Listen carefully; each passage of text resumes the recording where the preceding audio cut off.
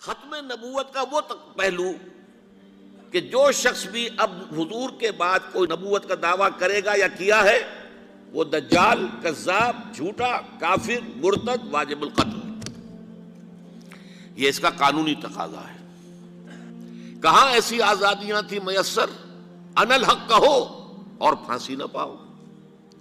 اسی زمانے میں ایک واقعہ یہ ہوا تھا، غلام احمد قادیانی نے ایک دعوتی خط لکھا کابل کے حکمران، اب میں بھول رہا ہوں کہ وہ امیر دوست محمد خان تھے یا امیر عبد الرحمن خان تھے، ان دونوں میں سے کسی کے سامنے وہ خط پہنچا، جیسے کہ حضور نے خطوط بھیجے تھے قیصر کو، کسریٰ کو، تو اس کو بھی شوق چرایا کہ میں بھی تو اب نبی ہوں، نبوت کا دعویٰ کر چکا ہوں، تو مجھے پڑوس کا ملک جو ہے افغانستان، وہاں کے بادشاہ کو دعوت دینی چاہیے کہ وہ مجھ پر ایمان لائے۔ جب وہ خط وہاں پہنچا ہے تو امیر کابل نے اسی خط پہ 2 الفاظ لکھ دیے اور واپس کر دیا۔ الفاظ کیا تھے؟ این جا بیا، یہاں آؤ ذرا اور یہاں آ کر تم دعویٰ کرو نبوت کا۔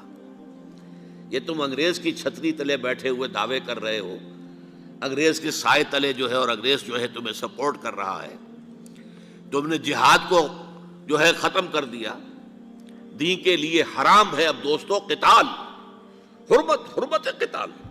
انگریز کو اور کیا چاہیے تھا؟ گلیڈسٹن نے، جبکہ وہ وزیر اعظم تھا برطانیہ کا، اس نے کہا تھا اپنی پارلیمنٹ میں قرآن کو لہرا کر، جب تک یہ کتاب دنیا میں موجود ہے امن قائم نہیں ہو سکتا۔ یہ تو جہاد اور قتال کی بات کرتی ہے۔ ہم پر اللہ کا بڑا کرم ہوا تھا، اس میں کوئی شک نہیں۔ اس ملک میں 1974 میں جو فیصلہ ہوا قادیانیوں کے غیر مسلم اقلیت قرار پانے کا، وہ واقعہ یہ ہے کہ بہت ہی مبارک فیصلہ تھا۔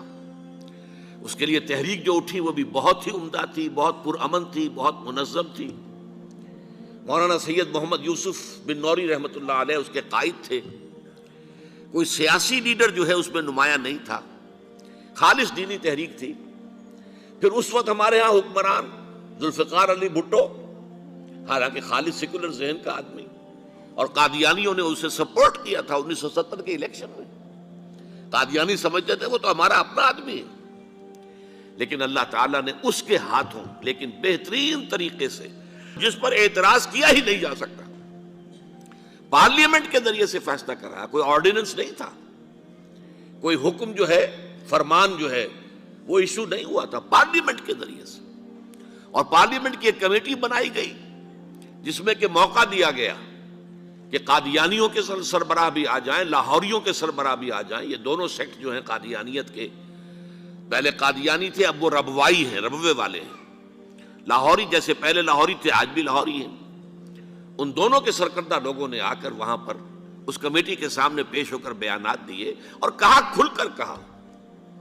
ناصر احمد اس وقت جو ہے خلیفہ تھا ان کا، مرزا طاہر احمد کا غالباً بڑا بھائی مرزا ناصر احمد۔ انہوں نے کہا ہم نبی مانتے ہیں، غلام احمد قادیانی کو ہم نبی مانتے ہیں، ڈنکے کی چوٹ کہا۔ لہذا اس کے بعد پارلیمنٹ نے فیصلہ کیا یہ غیر مسلم ہے، اور صحیح فیصلہ کیا۔ لیکن یہ فیصلہ ادھورا ہے، یہ بات آج میں پہلی مرتبہ کہہ رہا ہوں، اسے نوٹ کر لیجیے۔ قادیانیت کے فتنے کو کوئی گزند نہیں پہنچا ہے ان کے غیر مسلم قرار دیے جانے سے۔ وہ فتنہ جوں کا توں پنپ رہا ہے، جوں کا توں پھیل رہا ہے، جوں کا توں وہ اپنے سرطان کی جڑیں پھیلا رہا ہے ہمارے معاشرے میں۔ اور ویسے یہ کہ عالمی سطح پر انہیں بڑی سرپرستی حاصل ہو گئی ہے، پوری دنیا جو ہے، مغربی دنیا، وہ ان کی سرپرستی کر رہی ہے۔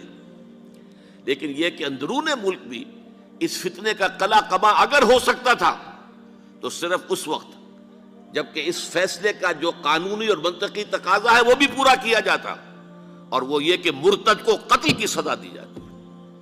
اسلام میں مرتد کی سزا قتل ہے۔